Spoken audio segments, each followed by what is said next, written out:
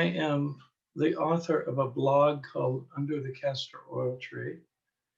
And I want to share something I shared on my blog this week. It's a short story. I've never, um, in the time we've been recording my blog, I haven't ever read any of my fiction. And I posted this week, and I wanted to share it with you. It may be a little longer than my blog videos usually are, but I hope you will stay with me and listen. Thank you. It's called The Tuning, and the date that this story happens is April 10, 2000. The Tuning. When Spitzer arrived at my door instead of Dobbs, I almost gave him money and sent him away. It was Monday, and Dobbs had promised to come on Tuesday, sometimes in the afternoon, he said on the phone. So I might walk around back if you don't come to the bell. You might be doing yard work. I almost said, small chance of that. But remembering my daughter Dora's stern warning, don't inflict your moroseness on others, which is a direct quote and no way for a daughter to talk to her aging father, I held my tongue. This is my rush season, Dobbs went on. Easter is a busy time. He spoke as if I were lucky to have him come at all, as if he hadn't tuned our piano 3 times a year for 2 decades, spending more time in our living room than most of my law partners. It was as if I were imposing on him. Dora tells me I've become increasingly short-tempered and impatient with people. She simply doesn't realize that her mother always dealt with troublesome, irritating things like piano tuners. I've always been short-tempered and impatient. It just shows now that Sarah's dead. See you Tuesday, Dob affected. His affected half-British accent was beginning to annoy me considerably. This Tuesday, he said again, in the afternoon. His needless repetition seemed to imply that I'd grown absent-minded and not widower ahead. So I replied, ending the conversation, I won't forget, Dobbs. I lost my wife, not my mind. I'm glad Dora didn't hear me, though I imagine Dobbs telling one of my neighbors while tightening whatever piano tuners tighten with their little tool. Old George Martin is really getting test students since his wife died. Just the other day on the phone, da-da. Then that neighbor might run into Dora on the street during the time she and Kelly were visiting and say, with the best intentions, I don't doubt, I don't mean to interfere, dear, but I think you should know what Mr. Dobbs, the piano tuner, told me about poor George. Sarah has been dead for only 149 days on that bright and clear April day when Spitzer had shown up, and I already was poor George in the mind of almost everyone, my daughter and granddaughter most especially. Morose, irritable, short-tempered, forgetful, rambling around alone in that big house. Oh, I could imagine what they were saying, mostly because Dora said it directly to me. But when she and Kelly had come for Christmas, she told me I needed to start getting out and doing things. She said ridiculously, when spring comes, you can work in the yard, knowing better than anyone that I've never been the work outside. That had been Sarah's domain. I'm a lawyer, I said to her, not a gardener. But she just chuckled and shook her head, replying, and an ill-tempered one at that. Another time on the phone between Columbus and New Haven, fiber optics at work that I could not comprehend. Dora said, you should have some friends over. I have no friends, I told her, meaning it every word. Of course you do, she told me after a long pause. That's just not true. You and Mother had lots of people over all the time. You lost your best friend, Teddy, but not your only one. For goodness sake, have someone over for a scotch. It'll come back to you, I promise. I was on the verge of telling her that those people were really Sarah's friends, not mine, but luckily realized that she probably had a list of things pointing to my clinical depression, and that might just cause her to call one of her psychiatrists who lived on my block. She even mentioned two of them as she rattled on about people that I could have over. If only I would, if only I would. Meddlesome adult children, I believe, are God's punishment for the lust of your youth. When I opened the door to Spitzer and said, "May I help you?" he handed me a tan card with the deaf alphabet on the front, drawings of 26 hands in the letters position. Even though the card said it was printed by the American School for the Deaf in West Hartford and was not for sale, I reached for my wallet.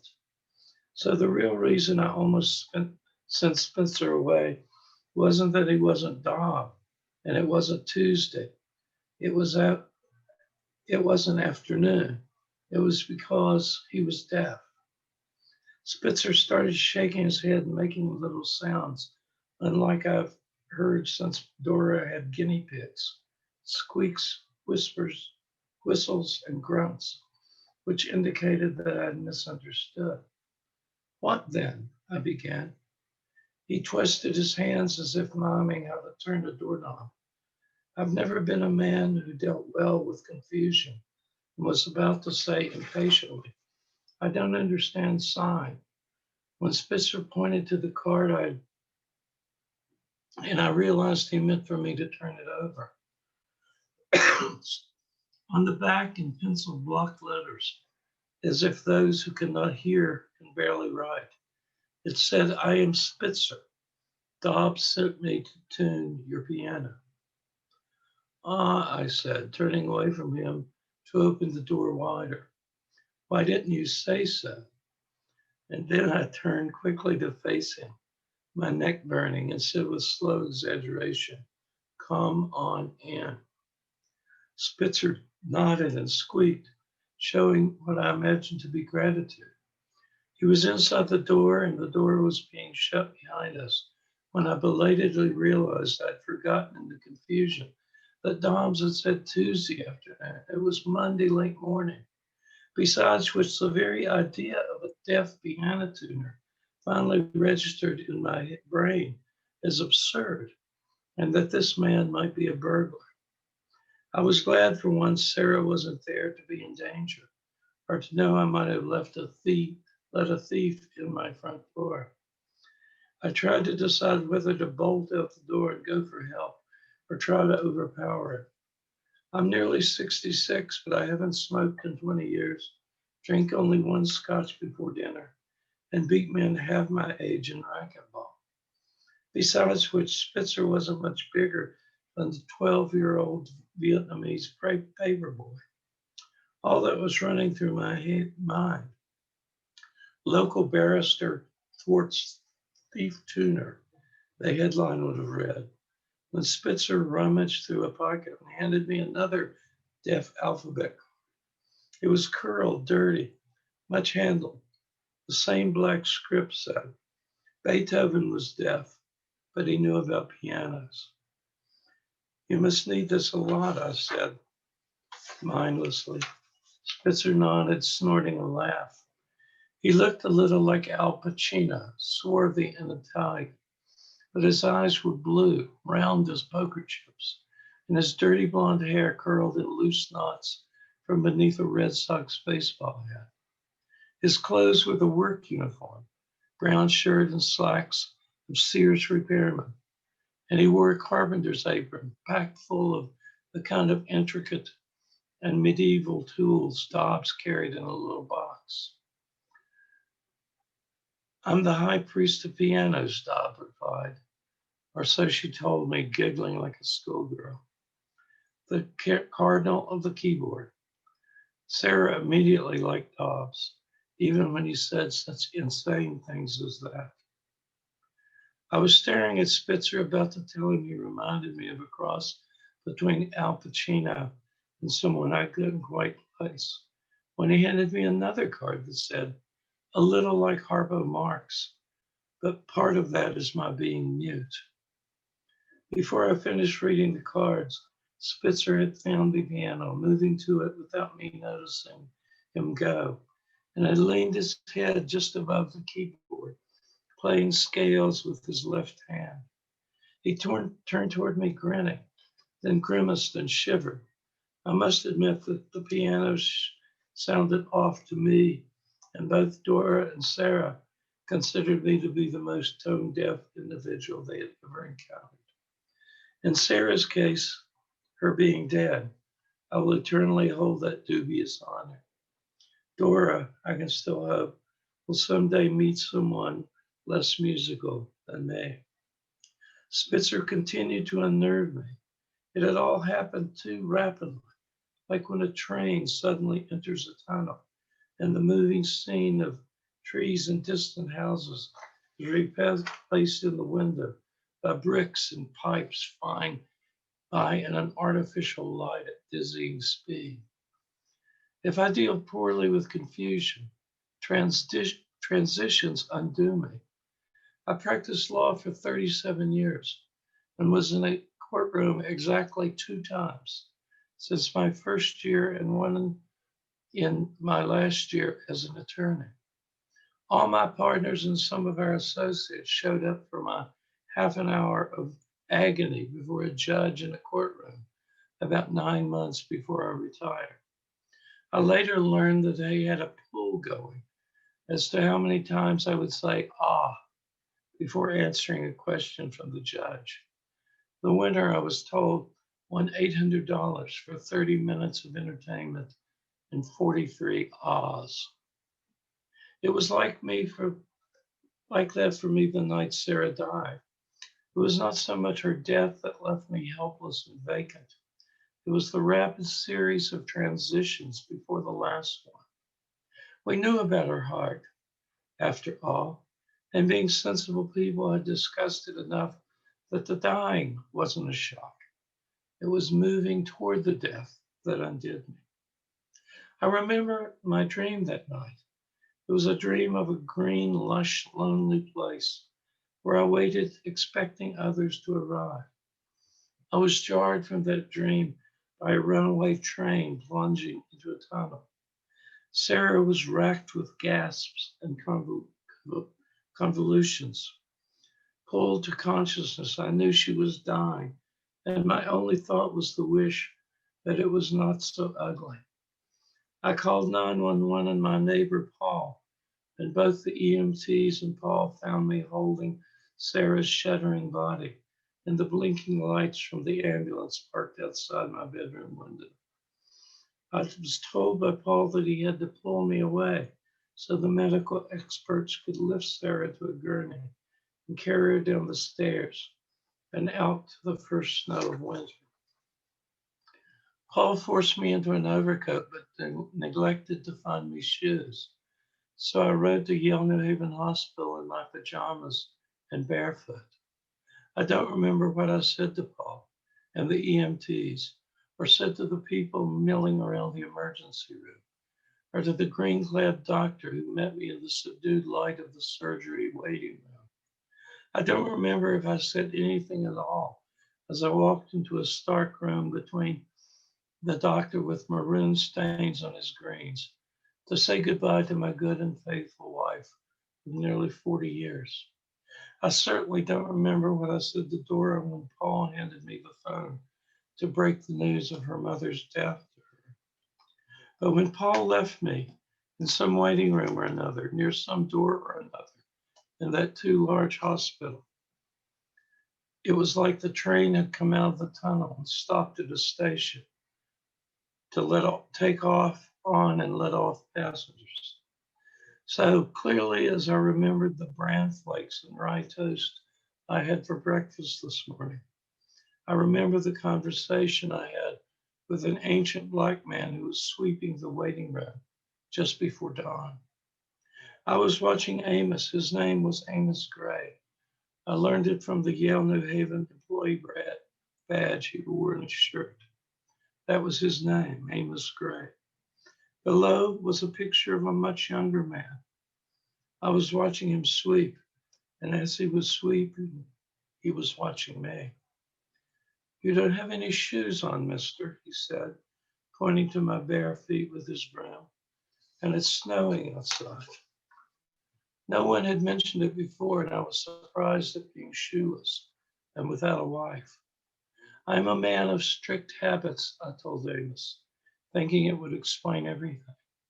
I don't behave appropriately when things happen too fast. The old man stopped sweeping and leaned on his broom. Me too, mister, he said. Me too. He handed me his broom and told me to watch it for a moment. The wood of that broom was real and remarkable in my hands. I never remember touching such smooth wood. Then he came back with a pair of hospital socks, those little, those with little rubber grooves on the bottom, and a pair of paper slippers. He knelt down before me and gently took my feet and covered them with socks and slippers. I helped him stand up, realizing he was probably older than me. Thank you, I said. That's one of the kindest things anyone has ever done for me. He nodded and smiled, revealing that he had several teeth missing. I remember he smelled of cigarettes and cheap cologne, Old Spice perhaps. I'm sure you've had lots of kindness in your life, he said. Oh, yes, I replied, tears finally blurring my eyes. Oh, yes. Then Paul was there to take me home. As he drove me to my Sarah-less house, I thought of Amos. The picture on his badge was the man he had been when he first started sweeping the sad leavings of that waiting room. He was man. He was a man after my own heart, a man of strict habits. All of that had been in November, during the first big snow. Dora and Kelly came for the funeral, of course. An hour of great music and much incense at Christ Episcopal Church, attended by several hundred people, and a cremation somewhere else, most likely attended by no one. And they stayed with me until after Thanksgiving. Christmas brought them back for another 5 days, and now it was almost Easter and another visit to this empty house, empty without Sarah. Almost 2 years ago now, when my partners at Martin, LeSueur, Markham, and Leland, all 16 of them, bought me out for a king's ransom with the permission to retain my name for the firm. I told Sarah, tax law is too much with me. And she replied, maybe now we can measure out our lives in some way besides waiting for Dora and Kelly to visit. But we both knew we were just talking, certain that my early retirement at 64 was because of her health and heart. And we wouldn't be traveling or doing the town much. We'd be spending time together on St. Ronan Street, waiting for her to die. But we had a rich, warm laugh about that, nonetheless knowing it was true enough to notice, but not too true to cause bitterness. Dora and Kelly's visits and phone calls and letters and emails when we could figure out how to access them were the port in a quiet routine. Sarah and I shared and enjoyed a year and a half after my retirement. They were all I lived for. The phone was ringing. It had been ringing for some time, since Sarah and I never had an answering machine. I was staring out the window and heard the phone only in the back of my mind. Spitzer raised his hand from the piano, removed his baseball hat, and pointed to the kitchen and the ringing phone, squeaking. The phone, I asked, and Spitzer nodded. I started to go, but said, turned back to inquire, how did you? Spitzer waved his hand in the air, not unlike a hula dancer, then pointed to his head, his face, and touched his chest. I suppose he meant that he had felt the vibrations sometime, but I am not convinced or comforted. Hello, I said. George, it's Dobbs. Did my man get there? You mean? Spitzer, yes, of course. He's there, right?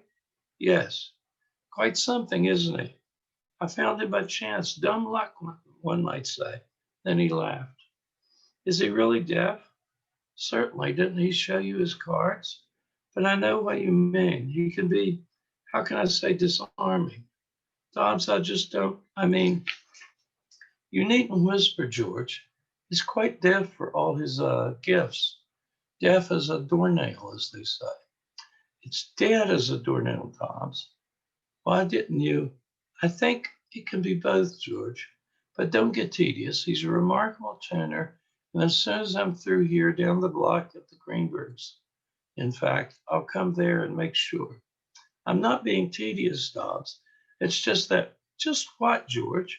I am sorry, of course, for not ringing to warn you, but Dobbs went on to tell me how Mrs. Greenberg's piano was a real mess, a proper mess, and how Spitzer was quite remarkable, and how it was Easter after all, his rest season. I stopped listening at some point, having added tedious to testy and the litany Mrs. Greenberg would tell Dora when they ran into each other at Prime Market. When Dobbs stopped talking, praise be to my Anglo-Catholic God, I simply told him everything was fine, that Spitzer was a paragon of piano tuners, and I knew how busy he must be, but so close to Easter and all that. Busy. Spitzer was busy playing scales and manipulating strings. I was being busy sitting at my kitchen table, staring at the deaf alphabet. The letter A was a closed fist with a thumb extended, like a black power salute from the 60s, a symbol of defiance. B had the four fingers extended and the thumb folded into the palm, a howl from an old cowboy.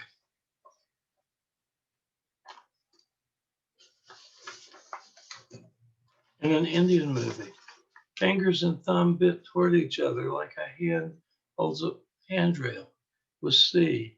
D, index finger up, the other fingers folded, the second one touching the thumb, the way football players always signal number one after winning the big game. Or the finger of God pointing toward Adam on the ceiling of the Sistine Chapel. E is represented by fingers folded over tightly, the thumb tucked beneath them, fist of a karate master. Some of the letters G and H, K and L, P, R, and V are like the hands I held up front of the lamp, casting shadows on the wall of Dora's room when she was a child, trying to make rabbits, dogs, tigers to entertain her. When I looked up, I was surprised to see Spitzer beside me. He must move through the silence of his life like a fish through dark waters. Had he watched me trying to form the letters with my hand? Did he know how unnerving it was to someone like me? Did my confusion travel in waves like the ringing phone to his forehead, his face, his chest? He held out another card. This one was freshly written, and he was holding the pencil in his other hand. The writing was script, not block letters, though it was squiggly like the first cursive of a child. Who is Sarah? Was all he had written. My wife, I said, looking straight at him, wondering how he knew her name. She has died. He looked confused and leaned down to write on the back one of his ubiquitous cards on a kitchen table. He scribbled and pushed the card down me. She is better than the other one. Dora? The card said. Dora is my daughter, I told him, realizing it was a true wonder at reading lips. I imagined he had found an old lesson book with her name on it. Spitzer held on his arms in the pose of searching. He looked from side to side. She lives in Ohio, Columbus. She teaches at Ohio State. He moved his fingers, playing a piano. She teaches law, not music. Spitzer nodded, drew a card from his pocket, bent over on the table, and wrote, I hope her law has more soul than her playing. Before I looked up from reading, Spitzer was gone. I heard chords from the living room. Silently, he had returned to his work. I could no longer sit at that table staring at the alphabet card. I went to the back stairs from the kitchen into my room. On the bed, I remembered Sarah talking softly about Dora's future. 12 years of piano lessons were not wasted, of course, but Sarah and Dora said Dora played without soul. Sarah smiled bravely, knowing her dreams of vicarious pleasure in crowded concert halls were not to be. Dora would be a lawyer. She's your child, George, Sarah told me. She plays with unusual competence, but without imagination. Marriages, even the best of them, are made up of countless competitions. No two people, so far as I can tell, can live together without winning and losing. It's not a pretty thing, but neither is it wrong. It's only human. And the worst battles in marriages are waged through the children. Those are the worst because they endure. Who left out the milk overnight or burnt the toast or left a towel on the floor? Who could make the best souffle or competitions that matter only briefly? Children love time and remind us who won. In our marriage, Dora was the only real battlefield. Sarah and I both were too reasonable to let it become bitter or divisive, but it was clearly a closely spirited contest. Sarah always said that I had won. Your lawyer daughter called today. Much to my shame, I never pointed out that Dora had called her mother and not me. I wanted the victory, even if it were only in Sarah's mind. It had something to do with only children. I am one, and Sarah too. And we only had Dora. And Dora, unless she remarries soon, will have only Kelly. All of this, all of us then, at the very least, know how to be lonely. Squeaking, Spitzer stood at my bedroom door. He had somehow found me in that huge house. Yes, I said, half rising, feeling threatened, crazy. He handed me another card. I was wrong, mixing them up. There are three, all women, one placed like heaven. The second was skill. The third is the best of all. She is still young. I read the card twice, three times. Spitzer had swum away. He was back downstairs playing chords that drifted upstairs to my room. I thought of him moving through a silence no less profoundly than the silences of my life. I dared not wonder what he had discovered hidden in the strings of my piano. I rose and went downstairs to watch him work. He was using his fingertips by then, rather than his forehead. He worked with frenzied speed, striking a key, feeling the vibrations with his fingers, tinkering with the instrument, striking the key again. I watched him a long time. Through the window, I watched people jogging by in tight, shiny pastel suits. While I hadn't been paying attention, people had begun to run in clothes I'd never seen before. I saw my neighbor Paul walking a dog, a gangly German Shepherd mix, no longer quite a puppy. Yet I didn't remember Paul getting a dog. The Smythe girl passed on her bike, too tall by a head. There were buds and bulbs and the subtleties of springs that I hadn't noticed before. One thing you have to do, Grandpa, Kelly told me on the phone, is get the piano tuned. It was awful at Christmas, but I didn't want to tell you then so soon. I imagined I'd been fine at Christmas, but Dora and Kelly walked around me like I was made of fine glass, soap bubbles, spider webs, something fragile and about to break. I had thought Christmas was fine. I was a man of reason and habit. and I managed that the lights be hung and the tender little ornaments Sarah had collected over years, and the roast beef for dinner. Before midnight mass, I proved that I was doing well, recovering, moving on. That the carols around the piano on Christmas Day were diminished without Sarah's clear soprano, though Kelly played so well, and both Father Allison and Dora sang twice as loud, as if to cover the Sarah's silence. But I was far from fine at Christmas. That's what I realized while Spitzer was tuning the piano, and far from fine even then.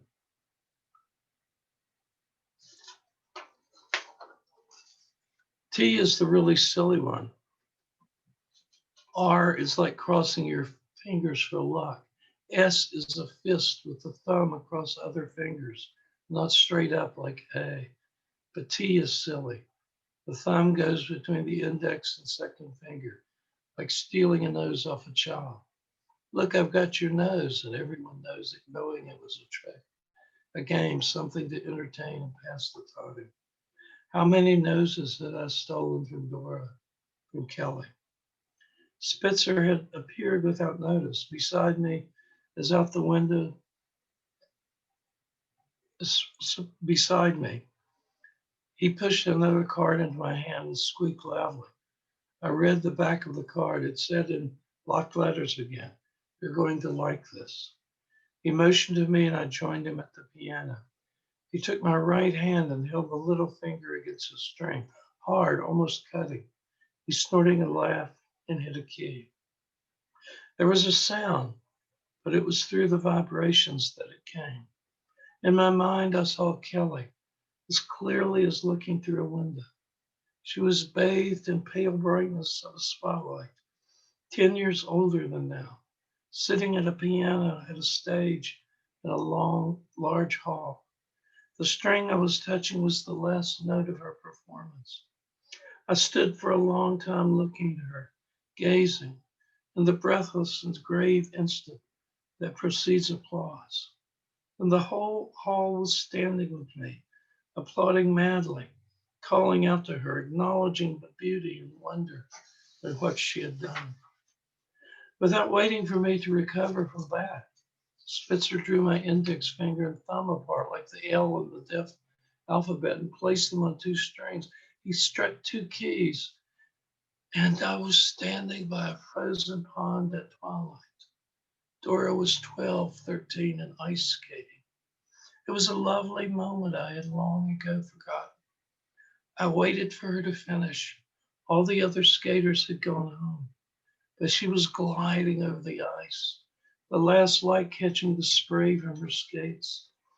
Her face burned with chill. I longed to be home by the fire,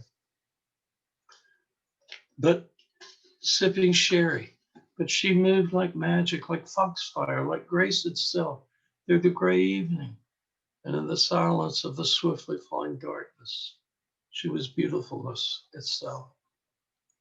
Spitzer touched my hand and then drew back because my hand was as cold as the scene I had seen in my head. He fairly chortled and then grew solemn, harpo marks trying to look like Al Pacino. He held up one finger, the letter D, but I knew he meant one more. Taking out a card, he said, "Are you up to this?" I nodded, imagining what was coming, lying but unable to resist. He stretched my little finger and my thumb, laying them on two strings, pushing down hard, indicating with a nod that I should maintain the pressure. He moved the keyboard, gave me a look, and I can only describe his compassion, and played two keys. Sarah had been crying. She was 22 or 23, about the time I met her, when I was 27, and dressed in a tight, frilly thing we used to call summer dresses. She turned to me, her eyes glittering, and in the reverie, could not know if this ever happened, like a memory or was happening only now. Had she been crying tears of sadness, loneliness, and pain? Had I hurt her? What had I said or not said or done or left undone?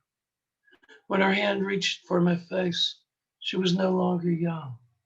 She was the woman who woke me up dying beside me. The tears were suddenly gone. She was smiling, her upper teeth biting lightly into her bottom lip, as I had seen 2,000 times. And though she spoke not a word, I could feel goodbye through her fingers as she touched my face, my mouth, my now closed eyes. Goodbye, she said, the vibrations of the piano strings dying into a profound silence. Spitzer gathered his tools, handed me a card that said in block letters, "Pay Dobbs when he approves my work." And without hesitation, he led him out the front door. My hand was still in the piano. "I thought I'd found you out here," Dobbs said. It was growing dark on the first real day of spring. I was cutting back the goldenrod from the fence between my yard and Paul's.